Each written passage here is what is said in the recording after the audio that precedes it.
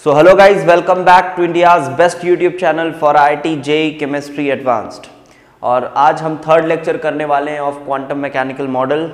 मैं आपको सजेस्ट करूंगा आप दोनों लेक्चर्स देख कर आओ, तभी आपको इस लेक्चर में जो चीज़ें हैं वो समझ में आएंगी। सेकेंड लेक्चर में हमने ऑर्बिटल के बारे में समझा था, एक्चुअली में ऑर्बिटल क्या होता है वो समझा था, वेव फंक्शन इंट्रोड्यूस किया था, साई स्क्वायर का सिग्निफिकेंस बताया था और ये बताया था कि साई है वेव फंक्शन वो दो पार्ट्स में लिखा जा सकता है, एक है radial part that was R और एक था थीटा फाई वाला part that was the angular part.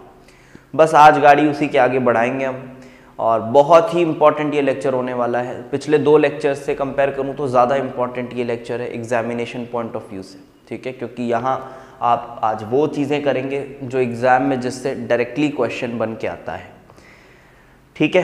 तो पहले अपन करेंगे ग्राफिकल प्लॉट्स, और वो जो ग्राफ्स हैं वो कोई बहुत बड़ी चीज़ नहीं है, नॉर्मल मैथमेटिकल इक्वेशंस होंगे और उनसे हम ग्राफ बना लेंगे, वो कोई बड़ी चीज़ नहीं है। बट जो उसका सिग्निफिकेंस वाला पार्ट है वो लोग जल्दी डिस्कस नहीं करते कि आरपीडीएफ फंक्शन का क्या सिग्निफिकेंस है, क्यों ज़रूरत पड़ी उसकी, आर स्क्वायर का क्या सिग्निफिकेंस है। तो वो जो सिग्निफिकेंस वाला पार्ट है ना उसको बहुत ध्यान से समझना, तभी समझ में आएंगी आपको चीज़ें, वो ज़्यादा इंपॉर्टेंट है। ग्राफ बनाना कोई बहुत ऐसा मुश्किल सा काम नहीं है, करना तो है बट उतना मुश्किल नहीं है। अगर आपको थोड़ा बेसिक मैथमेटिक्स आती है तो आप बहुत इजीली समझ जाओगे, ठीक है। तो अब हमने यहाँ से जो चैप्टर है उसको दो पार्ट में मान लो डिवाइड कर दिया है, एक रेडियल पार्ट को अलग से पढ़ेंगे और एंगुलर पार्ट को अलग से पढ़ेंगे। दोनों को ऐसे साथ में पढ़ पाना पॉसिबल नहीं है, एक ही ग्राफ में दोनों को पढ़ पाना पॉसिबल नहीं है, तो एंगुलर पार्ट को भी दिमाग से निकाल दो। अभी सिर्फ रेडियल पार्ट पे हमको फोकस करना है, ठीक है। तो अब यहाँ पे लिखने वाली चीज़ें बहुत ज़्यादा थी तो मैंने पहले से यहाँ लिखा हुआ है, आपको बस मैं फटाफट एक्सप्लेन कर देता हूँ। अच्छा, तो ये जो है this is the radial part of any wave function का जनरल फॉर्म। रेडियल पार्ट का ये जनरल फॉर्म है, मतलब कोई भी रेडियल पार्ट होगा ना आपका वेव फंक्शन का, कोई सा भी रेडियल पार्ट होगा वो जनरली इसी फॉर्म में लिखा हुआ होगा और ये बहुत इंपॉर्टेंट है। ये जनरल फॉर्म मैं आपको रिकमेंड करूंगा कि आप बिल्कुल याद रखें, वेरी इंपॉर्टेंट, आप इसको याद रखें, ये आपको याद रखना है। मैंने श्रोडिंगर इक्वेशन आपको नहीं बोला याद रखने, अभी तक कोई भी ऐसी बड़ी इक्वेशन को मैंने आपको नहीं बोला याद रखने, बट जो रेडियल पार्ट का ये जनरल फॉर्म है आप इसको थोड़ा याद रखें। अब देखो ये C है, कोई कांस्टेंट हो सकता है, A0 3/2, हाँ ये A0 वही वाला है 52.9 पिकोमीटर्स वाला ही है ये A0, बट ऐसा मत सोचो कि इसको बोर्स की थ्योरी से लिया गया है, ऐसा कुछ नहीं है, इसका एक अलग थिंकिंग है, बोर्स की एक अलग थिंकिंग है। तो ऐसा नहीं है कि बोर्स की थ्योरी से इसको A0 को लिया गया है, A0 कांस्टेंट है, C भी कांस्टेंट है, तो ये पूरे पोर्शन को अपन हमेशा एज अ कांस्टेंट ट्रीट करेंगे और इसका कोई खास सिग्निफिकेंस आपको देखने को नहीं मिलेगा। फिर है sigma two the power L, और जो सिग्मा है वो है 2ZRNA0। कुछ समझाने का नहीं है, बस ये है तो है ना, और इजीली आप मैथमेटिकली चीज़ों को देख पाओगे। e raise to the power of -σ/2।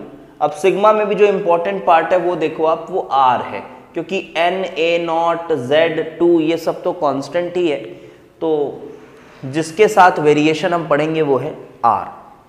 तो ये दो तीन चीज़ों पे फोकस करो, और ये पॉलिनोमियल बहुत इंपॉर्टेंट है। R का एक पॉलिनोमियल है जिसको मैंने आगे सिग्मा के फॉर्म में लिखा हुआ है, तो R का एक पॉलिनोमियल है और उसका ऑर्डर इंपॉर्टेंट है, n-l-1, ये उस पॉलिनोमियल का ऑर्डर है। तो ये अपने radial part of wave function का जनरल फॉर्म हमने लिखा। अब इसी को चलो मैंने 1s के लिए 2s के लिए कुछ सैंपल आपके लिए बना के रखा हुआ है, वो दिखा देता हूँ। ये कुछ सैंपल आपके लिए यहाँ पे बना के रखा हुआ है, वो मैं दिखा देता हूँ। ये देखो, ये कुछ सैंपल है। 1s के लिए कुछ इस तरह से हो गया, क्योंकि s ऑर्बिटल है ना, तो l तो 0 है, समझ लो l 0 है, तो सिग्मा वाला जो टर्म है वो तो गया, e की पावर ऑफ -σ/2 -ZR/A0।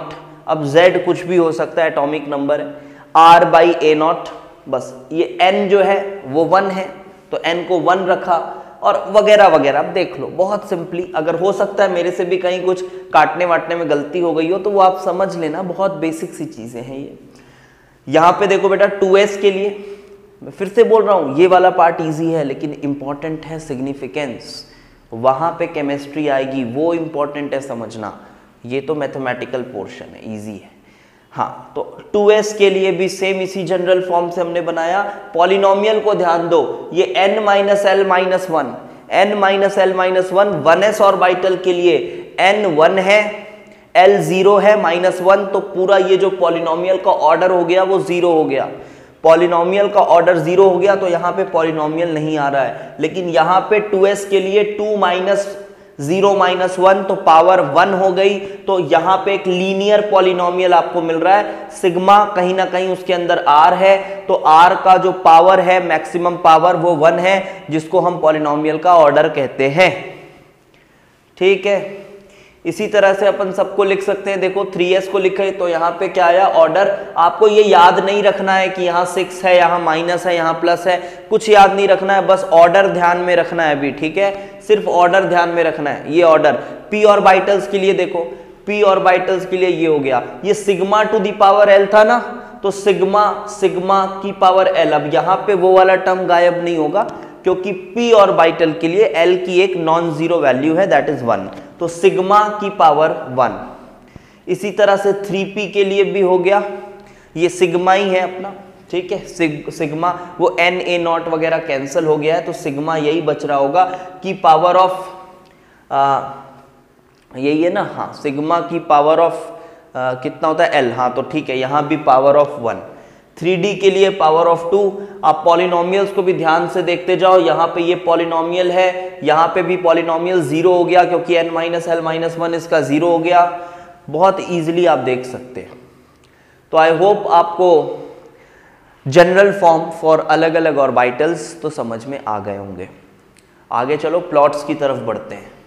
ये देखो प्लॉट्स, अब बहुत इजीली समझ में आ रहा है कि जो 1s का प्लॉट होगा, किसका प्लॉट है ये, RR वर्सेस R। R क्या है, distance from the nucleus, distance from the nucleus है R, और RR क्या है, RR है radial part of probability function, और you can say wave function. Wave function का रेडियल पार्ट है यहाँ पे। इसका भी कोई सिग्निफिकेंस अपने मन में नहीं बनाना है, पहली बात, कोई सिग्निफिकेंस अभी मन में नहीं बनाना है। अच्छा ये देखो RR कम हो रहा है तो प्रोबेबिलिटी कम हो रही है, ज्यादा हो रही है, ऐसा कुछ नहीं बनाना है मन में। अभी प्योरली मैथमेटिकली कुछ ग्राफ्स बना रहे हैं, ऐसा सोचो मैथ्स पढ़ रहे हो, नॉर्मली कुछ ग्राफ्स बना रहे हैं। सिग्निफिकेंस मैं बताऊंगा इसके बाद तो, और एक्चुअल सिग्निफिकेंस बताऊंगा जो ज्यादा लोग डिस्कस नहीं करते हैं। ठीक है, तो RR वर्सेस R के प्लॉट्स देख लो, बहुत इजी, क्योंकि 1s का बहुत इजीली समझ आ रहा है बेटा, एक्सपोनेंशियल डिके है। देखो ना, ये तो कांस्टेंट पार्ट है, e की पावर -r पे फोकस करो बस, तो एक्सपोनेंशियल डिके है, कोई बड़ी बात नहीं। ठीक है, 2s के लिए क्या होगा कि R की एक तो 0 वैल्यू अगर है, अगर R 0 है, अच्छा आप देखो ध्यान से, आप ऐसे समझो, इस वैल्यू पे RR 0 हो रहा है ना, और ये वैल्यू जो है ये कहां से आ रही है, ये वैल्यू इस पॉलिनोमियल से आ रही है, ये वैल्यू ना इस पॉलिनोमियल से आ रही है। पॉलिनोमियल का एक सिंगल रूट होगा और उसी रूट की वैल्यू है ये वाली वैल्यू, कि इतने दूरी पर RR जो है वो 0 हो रहा है। RR 0 हो रहा है, वो कहां से निकाल सकते हो आप, वो 2 minus sigma is equal to 0 करके R की जो वैल्यू आएगी, ध्यान से सुनना, 2 माइनस सिग्मा को इक्वेट करोगे 0 से, जो R की वैल्यू आएगी ये वो R की वैल्यू है, और एक ही R की वैल्यू आएगी, इसलिए ये ग्राफ पहले नीचे गया है और इसके बाद कुछ इस तरह से ऊपर उठा है। अब इसके शेप्स को हम प्लॉट नहीं करेंगे अच्छे से, आप इसको अच्छे से समझ लो कि हाँ यार हायर वैल्यूज पे जाने पे कुछ इस तरह से हो जा रहा है, और ये एक्स एक्सिस से एसिम्प्टोटिक है, यहां भी ये एसिम्प्टोटिक है। ठीक है, यहां भी एसिम्प्टोटिक है, बिकॉज 1s में आपको कोई वैल्यू नहीं मिल रही है R की। देखो R की कोई वैल्यू नहीं है जहां पे ये RR 0 है, कोई वैल्यू नहीं है, आप देख लो कोई वैल्यू नहीं है। ठीक है, आगे बढ़े, देखो 3s में भी बिल्कुल वही फंडा, लेकिन वही फंडा है, बट यहां पे आपके पास जो पॉलिनोमियल था वो डिग्री 2 का था, तो डिग्री 2 का पॉलिनोमियल है तो ये 2 बार कट करेगा, एक बार कट ऐसे, एक बार कट ऐसे। दूसरी बात मैं बताऊं, ये जो लम्ब्स का जो साइज है, मतलब मैं बोलूं ये जो विड्थ है या एम्पलीट्यूड है, आप जो भी कह लो, ये जो एम्पलीट्यूड है ना, ये धीरे धीरे छोटा होता जाता है, एम्पलीट्यूड छोटा होता जाता है। अब इसके पीछे भी कोई आप सिग्निफिकेंस निकालने लग जाओगे तो गलत है, ऐसा कुछ नहीं करना है अभी फिलहाल। बस आप सोच लो मैथमेटिक्स पढ़ रहे हो, आप सोच लो मैथमेटिक्स पढ़ रहे हो। अगर आप इस फंक्शन का मैक्सिमा मिनिमा वगैरह निकालते हो, पॉइंट ऑफ इन्फ्लेक्शंस वगैरह निकालते हो, तो ये चीज प्रूव हो जाएगी कि हाँ ये वाला लंब बड़ा होगा, ये वाला लंब छोटा होगा। तो वो भी मैथमेटिकली मैक्सिमा मिनिमा निकालने से हो रहा है, कोई सिग्निफिकेंस अभी नहीं लगाना है दिमाग में, ठीक है। हाँ, बच्चे गलती यही करते हैं, इन ग्राफ्स को पढ़ते समय अपना दिमाग चलाने लगते हैं। अच्छा ये देखो ये नेगेटिव हो गया तो इसका ये मतलब होगा, अच्छा मतलब एटम ऐसा है वैसा है, कुछ नहीं करना ऐसा, ठीक है। आगे बढ़े, प्योरली ये भी जो लम्ब्स को एक्सप्लेन कर सकते हैं, ये भी मैथमेटिकली कर सकते हैं। ये बात याद रखनी है क्या? बिल्कुल याद रखनी है। इवन जेईई मेंस 2019 के पेपर में लम्ब्स पे क्वेश्चन आया था, आरपीडीएफ के लम्ब्स पे क्वेश्चन आया था कि भाई वो कितना बड़ा बनेगा, वो उसकी जो विड्थ होगी या हाइट होगी वो डिक्रीज होगी या इंक्रीज होगी, कुछ ऐसा क्वेश्चन आया था। तो यहाँ पे अपन ने समझ लिया ये डिक्रीज होता हुआ आगे चलता है, ठीक है सर, कोई दिक्कत नहीं है। अच्छा अब ये आ जाइए आप 2p 3d 4f, सबका एक ही तरह का शेप बनेगा। हाँ वैल्यूज अलग अलग होंगी लेकिन रफली जो शेप है वो इसी तरह का बनेगा। कैसे समझ लें सर? अरे यार देख लो 2p की वैल्यू, ये देखो r को अगर 0 कर दोगे तो rr 0 हो गया ना, r को 0 करोगे तो rr 0 हो गया। और यहां पे तुम्हारे पास पॉलिनोमियल जो बन रहा है वो ऑर्डर 0 का है, तो पॉलिनोमियल से तो कोई रूट आएगा नहीं, तो सिर्फ एक ही रूट है। और इसी तरह से d के लिए जाओगे तो ये स्क्वायर है, तो यहां पे दो एक ही रूट है, यहां भी r को 0 रखोगे, यहां भी r को 0 रखोगे, तभी ये rr 0 होगा। तो 2p और 3d और इसी तरह 4f सब लगभग सेम बनेगा ना। तो ये देखो 3d 4f, इसी तरह से यहां पे 3p में आओगे तो एक तो r 0 पे हो रहा है, एक तो r 0 पे rr 0 हो रहा है, और दूसरा ना जो पॉलिनोमियल है वो भी ऑर्डर 1 का बन रहा है, तो उसकी वजह से यहां पे तुम्हारा एक और r की वैल्यू आ रही है जहां पे rr 0 है। आई डोंट थिंक इससे ज्यादा और इसको एक्सप्लेन करने की जरूरत है। अब ये rr स्क्वायर वर्सेस r है। हाँ जैसे साई r का कोई सिग्निफिकेंस नहीं था, लेकिन साई स्क्वायर का था, पिछली क्लास में हमने डिस्कस किया है। तो साई स्क्वायर का सिग्निफिकेंस था, वो क्या बताती थी कि भाई probability of finding electrons in a given volume, unit volume, probability density करके एक टर्म हमने डिफाइन किया था। तो वैसे rr स्क्वायर भी कुछ प्रोबेबिलिटी वगैरह बताती होगी, ठीक है बताती होगी तो अच्छी बात है, बट अभी नहीं सोचना है, अभी सिर्फ ग्राफिकली सोचना है। हम समझाएंगे क्या समझा रहा है ये rr स्क्वायर क्या बता रहा है वो समझाएंगे। अच्छा तो ये भी देख लो ग्राफ्स, उसी तरह के ग्राफ हैं यार, यही ग्राफ्स को अब rr स्क्वायर हो गया है तो नेगेटिव नहीं हो सकता, नेगेटिव नहीं होगा, बस ऐसे आके ऊपर ही चल जाएगा, ऐसे ऊपर ही चल जाएगा, और बाकी सब सेम है देख लो। और लम्ब्स की साइज भी देखो थोड़ी छोटी होती जा रही है, बस नेगेटिव नहीं करना है, ऊपर ही रह जाएगा। सिंपल जी, बिल्कुल सिंपल। देख लीजिए 2p 3d 4f सेम, बस ये कैसा था, नेगेटिव जा रहा था, बस उसी नेगेटिव को ऊपर पलट दिया, क्योंकि rr स्क्वायर है तो नेगेटिव नहीं हो सकता, ठीक है, ये हमने पढ़ा। अच्छा अब हम डिस्कस करेंगे इसके सिग्निफिकेंस को। तो अब अपन बात करेंगे सबसे important part of the lecture, that is the significance of these curves. Curves तो बना लिया हमने, अब हम सिग्निफिकेंस देखेंगे, क्या मतलब है इनका, इससे क्या समझ में आता है हमको। तो अब आपको ये बात तो पता है कि साई r थीटा फाई का कोई सिग्निफिकेंस नहीं है, लेकिन इसके स्क्वायर का सिग्निफिकेंस है, जिसको हमने प्रोबेबिलिटी डेंसिटी कहा था।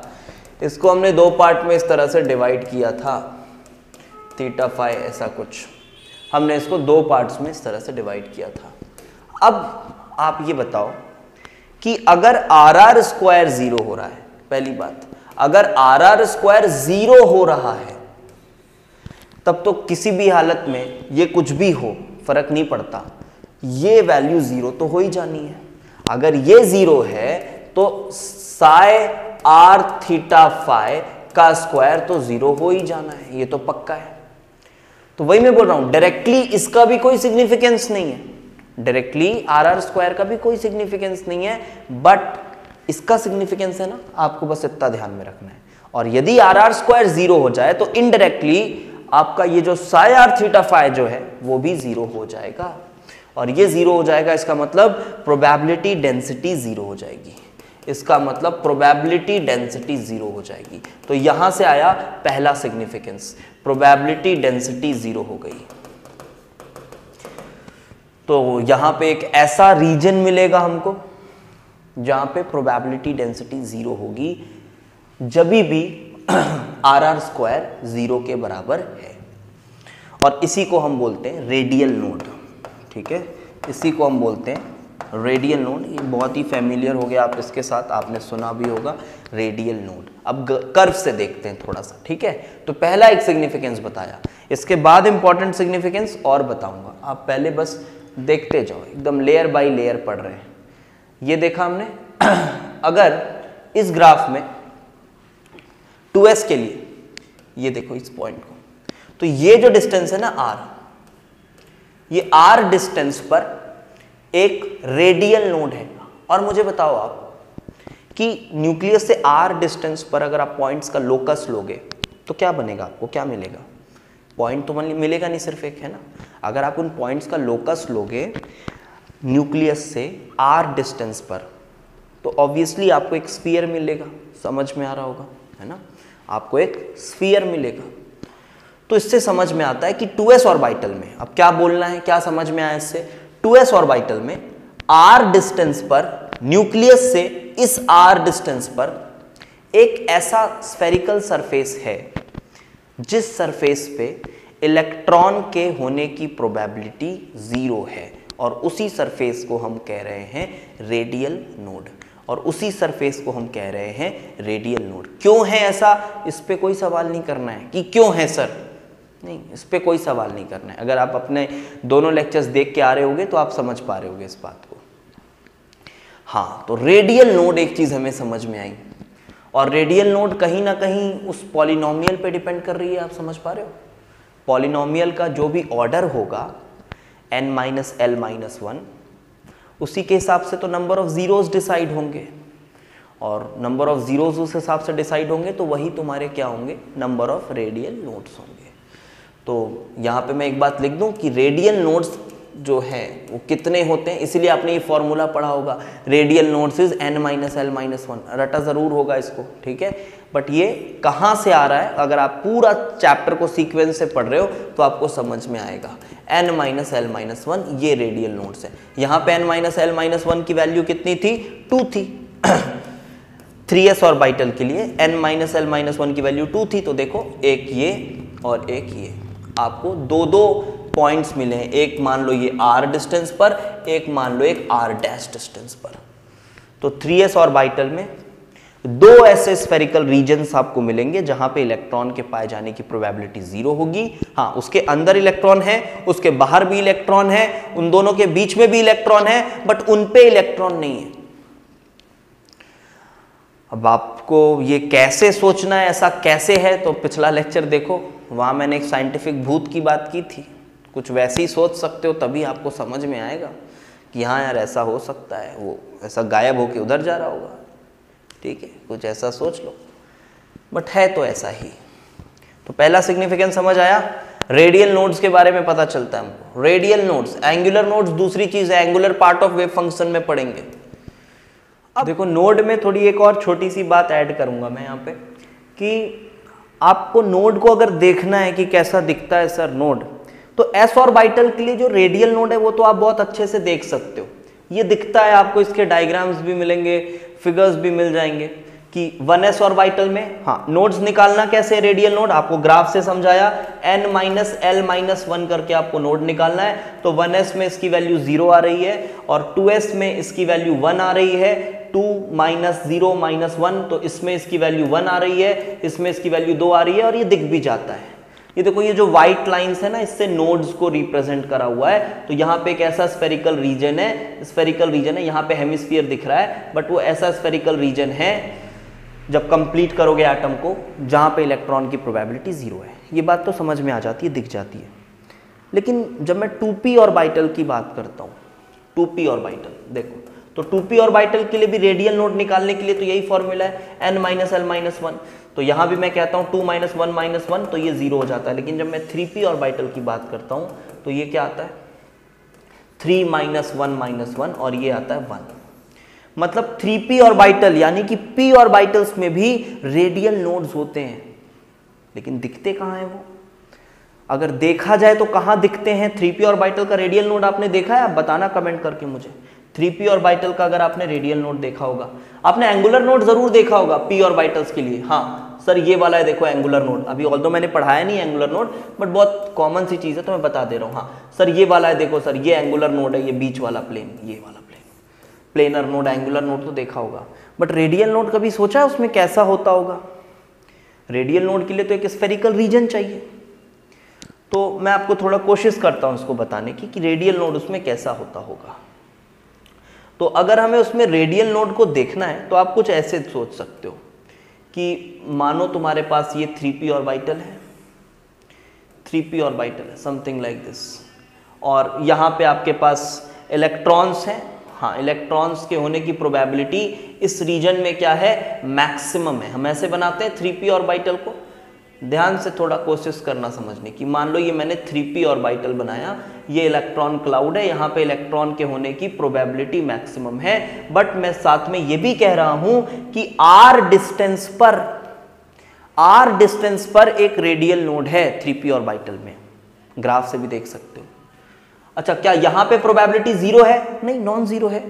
ये हर पॉइंट पे नॉन जीरो है ना, बट वो कम है, बहुत कम है, इसलिए उसको बाउंड्री सरफेस प्लॉट के अंदर हम नहीं लाते। ये सेकेंड लेक्चर में पढ़ाया हुआ है। तो रेडियल नोड कहाँ है इसमें? हाँ ठीक है, बहुत इजीली रेडियल नोड भी समझ में आ सकता है अगर आप r डिस्टेंस पर यहां से एक ऐसा कुछ r डिस्टेंस पर कुछ ऐसा एक स्फेरिकल रीजन बना दो। r डिस्टेंस पर कुछ ऐसा स्फेरिकल रीजन बना दो, यहां भी ये स्फेरिकल रीजन है समझो। इस पोर्शन में भी जो प्रोबेबिलिटी है वो 0 है इलेक्ट्रॉन की, इस पोर्शन में भी 0 है। इतने डेप्थ में कोई नहीं पढ़ाएगा, ध्यान से समझो चीजों को। यहाँ पे ये इस रीजन में भी प्रोबेबिलिटी 0 है, हाँ 0 है। तो 3p ऑर्बिटल का एक्चुअल जो लुक आना चाहिए ना, वो कुछ इस तरह से लुक आना चाहिए, यहाँ पे ऐसा कटा होना चाहिए। फिर 4p पे जाओगे तो ऐसे 2 कट्स होंगे वहां पे, समझ पा रहे हो? 4p पे कुछ 2 कट्स होने चाहिए, क्योंकि 4p में n-l-1 कितना हो जाएगा? 2 हो जाएगा। इसी तरह से आप रेडियल नोड्स देख सकते हो, एंगुलर नोड्स भी होते हैं, ठीक है, ये एक एंगुलर नोड है, लेकिन उसकी बात अभी नहीं कर रहे हैं, वो अभी नहीं पढ़ा है हमने, अगले लेक्चर में पढ़ाना है। तो आई होप आपको ये रेडियल नोड वाला पोर्शन समझ आ गया होगा। अब बात करते हैं इसके सेकंड सिग्निफिकेंस की, जो कि बहुत इंपॉर्टेंट है नोड्स के लिए। दूसरा क्या है, अब आप ध्यान से समझो, दूसरे पार्ट को ध्यान से। ये हमने लिखा ऐसा। अब मुझे बताओ, अगर मैंने इसको कर दिया फिक्स, बहुत ध्यान से सुनना, अगर मैंने कर दिया इसको फिक्स, तो क्या इसकी वैल्यू मैक्सिमम होने का मतलब इसकी वैल्यू मैक्सिमम होना है? आंसर है हाँ, क्योंकि हमने जो θ फाई है उसको तो फिक्स कर दिया है ना, एक कांस्टेंट की तरह फिक्स कर दिया है। ध्यान से, कांस्टेंट की तरह फिक्स कर दिया है, और उसके बाद मैं इसकी वैल्यू को मैक्सिमाइज कर रहा हूं, तो ऑब्वियसली इसके मैक्सिमम वैल्यू पे इसकी भी वैल्यू मैक्सिमम होगी। इनडायरेक्टली सिग्निफिकेंस इसी का है, इसका डायरेक्टली ऐसा कोई सिग्निफिकेंस नहीं है। सिग्निफिकेंस सिर्फ इसका है, इस पे फोकस करना है, हमेशा इस पे फोकस करना है। हाँ, तो फिक्स करने का क्या मतलब है सर? θ फाई फिक्स हो गया मतलब अब आप रेस्ट्रिक्टेड हैं एक ही डायरेक्शन में चलने को, समझ रहे हो? अब आप रेस्ट्रिक्टेड हो एक ही डायरेक्शन में चलने को, रेस्ट्रिक्टेड हो आप। मतलब क्या सर? आप थोड़ा जो हमने स्फेरिकल कोऑर्डिनेट सिस्टम पढ़ा था उसको ध्यान से देखो। θ फाई फिक्स करने का मतलब दिस वाज योर θ, एंड इसका इमेज आप यहां बना रहे हो, और इसका इमेज ये जो इस एक्सिस के साथ एंगल बना रहा है दैट वाज फाई। तो θ फाई फिक्स कब होगा? जब आप एक ही डायरेक्शन में चलोगे। ध्यान से देखो, बिल्कुल ये जब आप एक ही डायरेक्शन में चल रहे होगे, इस डायरेक्शन में आप चलते जाओ चलते जाओ चलते जाओ, थीटा फाई तुम्हारा हमेशा क्या रहेगा, फिक्स रहेगा। हाँ, तो ये निकल के आया है दूसरा सिग्निफिकेंस। इसकी लोग ज्यादा बात नहीं करते, लोग रेडियल नोड वाला बात करते हैं बिकॉज ठीक है, बट इसकी बात कम होती है और ये बात इंपॉर्टेंट है। तो क्या समझ में आया कि थीटा फाई फिक्स कर देंगे, और अगर आर आर स्क्वायर की वैल्यू मैक्सिमम है तो साई आर थीटा फाई की वैल्यू भी मैक्सिमम होगी। इसका मतलब क्या है सर?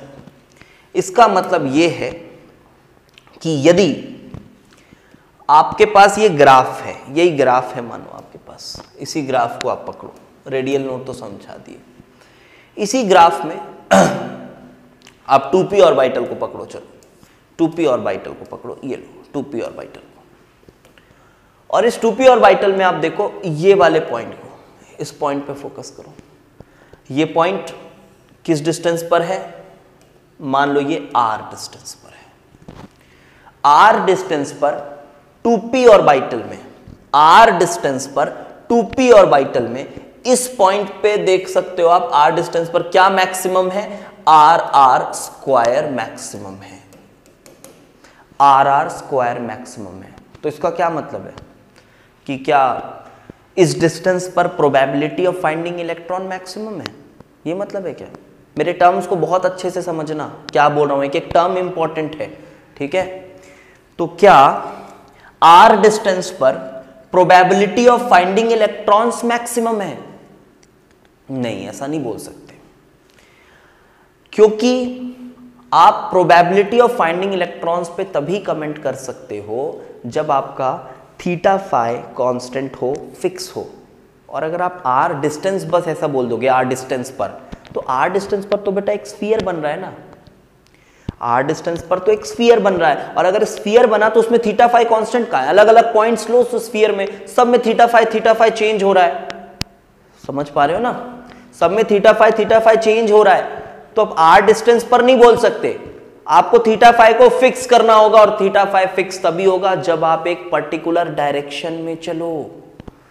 जी हां, जब आप एक पर्टिकुलर डायरेक्शन में चलो, हाँ, तब आप बोल सकते हो कि अगर मैंने थीटा फाई फिक्स कर दिया तो r डिस्टेंस पर r स्क्वायर मैक्सिमम है, जिसकी वजह से साई थीटा आर फाई जो भी है वो भी मैक्सिमम होगा, उसका स्क्वायर। हाँ सर, थोड़ा थोड़ा तो समझ में आया आप क्या बोलना चाह रहे हो। तो देखो मतलब क्या है भाई इसका, मतलब अगर मैंने एक 2p ऑर्बिटल यहाँ पे ड्रॉ किया, मान लो दोनों सेम साइज के लोब्स हैं, छोटा बड़ा बन रहा है, उससे मत ज़्यादा फर्क मत करना। ये इस तरह से मैंने एक 2p ऑर्बिटल बनाया, और मेरे पास ये जो r डिस्टेंस था, जहाँ पे r स्क्वायर मैक्सिमम था, वो एक r डिस्टेंस है। तो उससे मैं क्या बोल सकता हूँ? अगर मैं इस डायरेक्शन में जा रहा हूं, ध्यान से देखना, ये सबसे इंपॉर्टेंट क्लाइमेक्स आ गया लेक्चर का, सबसे इंपॉर्टेंट, अगर मैं इस डायरेक्शन में जा रहा हूं तो r डिस्टेंस पर एक पॉइंट होगा, r डिस्टेंस पर एक पॉइंट होगा, यूनिट वॉल्यूम का एक पॉइंट है, तो इस पे इलेक्ट्रॉन की प्रोबेबिलिटी मैक्सिमम होगी। अरे सर, इस पे मैक्सिमम होगी, लेकिन ये तो आपके बाउंड्री सरफेस प्लॉट के ही बाहर है, ये तो आपके बाउंड्री सरफेस प्लॉट के ही बाहर है, उस पे मैक्सिमम होगी आप बोल रहे हो, वो तो मैक्सिमम कहां से होगी? अरे भाई मैक्सिमम होगी इसी डायरेक्शन में। अगर सिर्फ आप इस डायरेक्शन के पॉइंट्स के साथ कंपैरिजन करोगे तो इस पॉइंट पे जो वैल्यू होगी psi theta R phi square की, वो ज्यादा आएगी, मैक्सिमम आएगी। ये मतलब है, मतलब अगर आप इस पॉइंट इधर कोई भी पॉइंट के साथ इस लाइन पे जो आ रहा है, इस डायरेक्शन में जो आ रहा है, क्योंकि आपने थीटा फाई को कांस्टेंट करके चलना है, आप इस ग्राफ से पूरा कोई शेल के बारे में नहीं सोच सकते, यही इस ग्राफ का ड्रॉबैक समझ लो आप। इस ग्राफ से आप एक बार में पूरे इकट्ठे सेल के बारे में नहीं सोच सकते, फिर उसी के लिए हम आरपीडीएफ लाएंगे, समझ रहे हो? पढ़ा तो होगा आपने, रटा भी होगा आरपीडीएफ, हाँ ये ऐसा बनता है वैसा बनता है, मतलब तो समझो। आरपीडीएफ उसी के लिए लाएंगे, क्योंकि यहां पे हम सेल की बात नहीं कर पाएंगे एक बार में, एक डायरेक्शन की। जैसे इस डायरेक्शन में जाएंगे, इस डायरेक्शन में जाएंगे तो इसी डिस्टेंस पर, इसी डिस्टेंस पर, इसी आर डिस्टेंस पर, इसी आर डिस्टेंस पर जो पॉइंट है ना, यहां प्रोबेबिलिटी मैक्सिमम है। अभी भी बहुत गहरा डाउट आएगा आपके मन में, उसको भी क्लियर करूंगा। मैं फिर से बता रहा हूं, मैं जो पढ़ा रहा हूं ना, इसके बाद अगर आपने ध्यान से सुना है तो आपका कोई डाउट ना रह नहीं पाएगा मन में, आपको सब कुछ समझ में आ जाएगा, कोई डाउट बचेगा ही नहीं, क्योंकि मैं डाउट्स भी लेते लेते पढ़ा दे रहा हूं आपको। कोई भी पॉइंट नहीं छोड़ूंगा जहां पे डाउट आ सकता है। बस आपके पास थोड़ा सा कॉमन सेंस होना चाहिए और आप फोकस के साथ चीजों को देख रहे हो तो कुछ नहीं बचेगा डाउट, सब कुछ समझ में आएगा बहुत कायदे से। और ये टॉप लेवल की चीज पढ़ रहे हैं, कोई ऐसी मामूली चीजें नहीं पढ़ रहे हैं, तो थोड़ा सा हो सकता है आपको समझने में थोड़ा सा टाइम लग जाए, बट आप अगर ध्यान दोगे तो बिल्कुल समझ में आएंगी चीजें। हाँ, तो यहां पे मैं इस डायरेक्शन में जा रहा हूं तो इस डायरेक्शन में भी ठीक है, ठीक है, ठीक है, ये सभी पॉइंट्स के साथ इस पॉइंट का मैं कंपैरिजन करूंगा तो इस पॉइंट पे फिर से प्रोबेबिलिटी मैक्सिमम आएगी। इधर डायरेक्शन में भी जाऊंगा तो इसी पॉइंट पे मैक्सिमम, इसी डायरेक्शन में जाऊंगा तो इसी पॉइंट पे मैक्सिमम। हाँ, तो सभी पॉइंट पे मैक्सिमम आ रहा है। तो सर ये क्या बोल रहे हो आप, इस पॉइंट पे मैक्सिमम, सभी इन्हीं पॉइंट्स पे मैक्सिमम, मैक्सिमम अपने डायरेक्शन के सब राजा हैं। देखो आप, अपने डायरेक्शन के सब राजा हैं और वो पूरे जो राजा हैं वो सभी इसी सेल में ही तो लाए कर रहे हैं सर।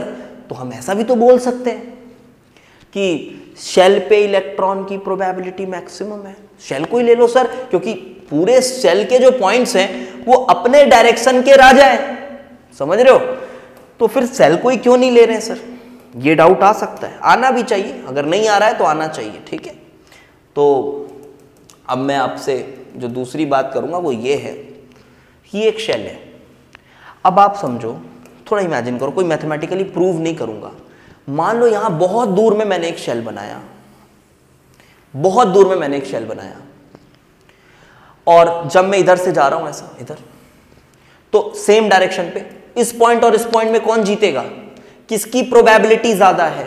इस पॉइंट और इस पॉइंट में किसकी प्रोबेबिलिटी ज्यादा है? हाँ सर, इसकी ज्यादा है। इधर इस पॉइंट और इस पॉइंट में किसकी प्रोबेबिलिटी ज्यादा है? सर इसकी ज्यादा है। अरे लेकिन ठीक है, लेकिन आप इस बात को भी तो समझो यार, ये सरफेस कितना बड़ा है, तो इसमें बहुत सारे एक्स्ट्रा पॉइंट्स भी आएंगे। जितने पॉइंट, जैसे मान लो यहां नंबर ऑफ पॉइंट्स, अब नंबर ऑफ पॉइंट्स को गिन तो नहीं पाएंगे हम, बट अगर मान लो नंबर ऑफ पॉइंट्स 2 करोड़ हैं, तो यहां पे जो नंबर ऑफ पॉइंट्स आएंगे वो ऑब्वियसली उन 2 करोड़ में से तो ज्यादा ही होंगे। नंबर ऑफ पॉइंट्स ज्यादा होंगे, यहां पे सरफेस बड़ी है, तो अब प्रोबेबिलिटी का कंपैरिजन आप अच्छे से नहीं कर पाओगे, पूरे सरफेस में नहीं कर पाओगे। समझ पा रहे हो बात को? नंबर ऑफ पॉइंट्स यहां पे बहुत ज्यादा हैं, यहां पे नंबर ऑफ पॉइंट्स जो आएंगे ना वो बहुत ज्यादा आएंगे, वेरी लार्ज। या फिर आप ऐसा बोल सकते हो कि सरफेस ही बहुत बड़ा है, तो एक बहुत बड़े सरफेस का एक छोटे सरफेस के साथ कैसे कंपैरिजन करोगे? मैं ये बोल दूंगा यार आर डिस्टेंस पर प्रोबेबिलिटी सबसे ज्यादा ना होके इस डिस्टेंस पर ज्यादा है, क्योंकि यहां पे जो नंबर ऑफ पॉइंट्स है वो बहुत ज्यादा है, तो वहां प्रोबेबिलिटी ज्यादा है। तो ये रीजन है कि हम इस RR² वाले ग्राफ से सिर्फ एक डायरेक्शन में जाके बात कर सकते हैं, क्योंकि यहाँ पे जो आपको पॉइंट्स मिले हैं, ठीक है, हर पॉइंट में प्रोबेबिलिटी मैक्सिमम है अपने अपने डायरेक्शन में, बट आप थोड़े और डिस्टेंस बढ़ाओगे तो आपको एक बड़ा स्फीयर मिलेगा और हो सकता है वहाँ प्रोबेबिलिटी ज़्यादा हो। तो श्योरिटी के साथ यहाँ हम नहीं बोल पाएंगे कि शेल के बारे में नहीं बोल पाएंगे। ये दूसरा आपको सिग्निफिकेंस समझ में आया। तो क्या समझ में आया दूसरा सिग्निफिकेंस इस ग्राफ का? लिख देता हूँ मैं। पहला सिग्निफिकेंस तो बहुत इजी था, रेडियल नोड, हाँ जी, और दूसरा सिग्निफिकेंस ये है, लिख लेना अपनी कॉपी में। दूसरा सिग्निफिकेंस ये है कि it tells about probability density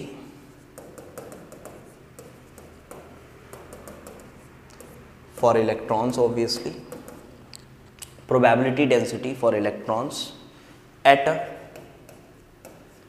given direction। ये बहुत इंपॉर्टेंट टर्म है ये, इस गिवन डायरेक्शन पे, ठीक है। तो ये 2 सिग्निफिकेंस हुए इस ग्राफ के। चलो देखो एक और बहुत इंपॉर्टेंट पॉइंट बताता हूं आपको इस कर्व के बारे में। अब तीसरा पॉइंट देखो, 2 पॉइंट्स आई होप आप समझ गए होंगे। आरपीडीएफ थोड़ा वेट करवाएंगे आरपीडीएफ पे, वो क्या है, अभी आरआर स्क्वायर पे फोकस कर रहे हैं। यहां पे देखो ये जो हमारा एस ऑर्बिटल का कर्व है वो देखो, आरआर स्क्वायर नॉन जीरो है, आरआर स्क्वायर नॉन जीरो है। कहां नॉन जीरो है, जब आपका आर जीरो है। आर जब जीरो है तो ऑब्वियसली आरआर स्क्वायर तो नॉन जीरो है, बिकॉज ये तो एसिम्प्टोटिक हो गया, ये तो एसिम्प्टोटिक है ना। तो आर जीरो होने पर आरआर स्क्वायर नॉन जीरो है, और आरआर स्क्वायर नॉन जीरो है तो ऑब्वियसली जो साई आर थीटा फाई जो है वो भी नॉन जीरो होगा, यानी साई सिर्फ बोल दे रहा हूं मैं उसको, साई स्क्वायर भी नॉन जीरो होगा, ये बात तो पक्की है। अब इससे बहुत बड़ा कंफ्यूजन आ जाता है। क्या कंफ्यूजन, और उसी कंफ्यूजन को हम समझेंगे। समझ पा रहे हो क्या बोल रहा हूं, आर जब जीरो है, जब आर जीरो है तो RR square zero non zero है, आरआर स्क्वायर नॉन जीरो है। किस ऑर्बिटल के लिए, एस ऑर्बिटल के लिए, एस ऑर्बिटल के लिए। इसका मतलब साई स्क्वायर भी नॉन जीरो होगा, साई स्क्वायर भी नॉन जीरो होगा। अच्छा, मतलब फॉर एस ऑर्बिटल, तीसरा पॉइंट यहां मैं लिख रहा हूं, for S orbital when r is zero, not tending to zero, exactly zero अगर है r, मान लो r zero, तो r square is non-zero and this implies that psi r theta phi is also non-zero। इसका मतलब तो ये समझ में आ रहा है सर कि r zero मतलब न्यूक्लियस, मतलब न्यूक्लियस में इलेक्ट्रॉन है। हाँ सर, वही समझ में आ रहा है, इलेक्ट्रॉन पे मतलब न्यूक्लियस में इलेक्ट्रॉन है। ये तो सर सभी गलत हो गया जो भी आज तक हमने पढ़ा है, मतलब एस ऑर्बिटल का इलेक्ट्रॉन न्यूक्लियस में है, इससे तो यही समझ में आ रहा है। अब यहां पे बात को समझो, और इस कॉन्सेप्ट को जेईई एडवांस ने 2017 में अपना जो मैट्रिक्स मैच टाइप एक क्वेश्चन पूछा था 3 कॉलम्स वाला, उसमें इस कॉन्सेप्ट को उसने यूज किया था। तो समझो बात को, साई स्क्वायर जीरो है ना, साई स्क्वायर प्रोबेबिलिटी सिर्फ थोड़ी ना, साई स्क्वायर क्या है, साई स्क्वायर तो प्रोबेबिलिटी डेंसिटी है। इसलिए बार बार बोल रहा हूं मैं कि शब्दों पे फोकस करो। साई स्क्वायर तो प्रोबेबिलिटी डेंसिटी है, मतलब ये प्रोबेबिलिटी है किसकी, probability for unit volume, for unit volume की प्रोबेबिलिटी है, तो यूनिट वॉल्यूम की प्रोबेबिलिटी है। अब जो न्यूक्लियस है ना, उसको इतना छोटा माना जाता है एटम के कंपैरिजन में कि इसकी जो वॉल्यूम है वो एकदम नेग्लिजिबल होती है। यूनिट वॉल्यूम में जो प्रोबेबिलिटी है वो है साई स्क्वायर। तो गिवन वॉल्यूम मान लो आपका डीवी है, मान लो आपका गिवन वॉल्यूम जो है जिस पे आपको प्रोबेबिलिटी चाहिए वो गिवन वॉल्यूम आपका डीवी है, तो प्रोबेबिलिटी ऑफ फाइंडिंग इलेक्ट्रॉन उस गिवन वॉल्यूम में क्या होगा, प्रोबेबिलिटी क्या होगा इलेक्ट्रॉन का, वो होगा psi square multiplied by DV. Common sense, psi square multiplied by DV. तो न्यूक्लियस के केस में ध्यान से सुनना, न्यूक्लियस के केस में न्यूक्लियस इतना छोटा है एटम के कंपैरिजन में कि इसका जो डीवी है ना ये ऑलमोस्ट जीरो है, बहुत ही छोटी वॉल्यूम है। ध्यान से समझो, तो ये है एक छोटा सा अप्रोक्सीमेशन है, एक अप्रोक्सीमेशन की ये बहुत छोटा है, इसकी वजह से ये वैल्यू बहुत छोटी है, तो प्रोबेबिलिटी भी क्या हो जाती है, जीरो हो जाती है। ऑल्दो साई स्क्वायर जो है वो नॉन जीरो है, साई स्क्वायर नॉन जीरो है, but probability of finding electron जो है जीरो है। बहुत ही खूबसूरत ये स्टेटमेंट है अगर आप इसको समझ पाओ तो क्या बोलना है, फाइनल स्टेटमेंट क्या बना कि एस ऑर्बिटल के लिए प्रोबेबिलिटी डेंसिटी जो है न्यूक्लियस पे वो नॉन जीरो है, but probability of finding electrons जो हैं वो ऑलमोस्ट जीरो है because of the volume of nucleus. Very important point. अब पी ऑर्बिटल्स के लिए क्या है, अब पी ऑर्बिटल्स के लिए देखो प्रोबेबिलिटी तो अब आप समझ पा रहे होगे हमेशा ही नॉन जीरो नहीं रहेगी, प्रोबेबिलिटी तो जीरो ही रहेगी हमेशा। क्यों, क्योंकि प्रोबेबिलिटी में फिर वो डीवी वाला टर्म आ जाएगा। तो पी ऑर्बिटल हो, डी ऑर्बिटल हो, कुछ भी हो, न्यूक्लियस की वॉल्यूम तो हमेशा नेग्लिजिबल मानोगे ना। तो कोई भी ऑर्बिटल हो वो तो हमेशा नेग्लिजिबल होगा, लेकिन पी ऑर्बिटल्स के लिए क्या होता है आप देखो, बट फॉर पी ऑर्बिटल्स आप ग्राफ को देखो, आप ग्राफ को देखोगे तो आर जीरो पर आर आर स्क्वायर जीरो है, मतलब probability density as well as probability of finding electron. Probability of finding electrons is 0 at nucleus. Nucleus पे प्रोबेबिलिटी 0 है। तो इस तरह से हमने बहुत सारे ग्राफ्स पढ़े और इस ग्राफ का सिग्निफिकेंस भी पढ़ा।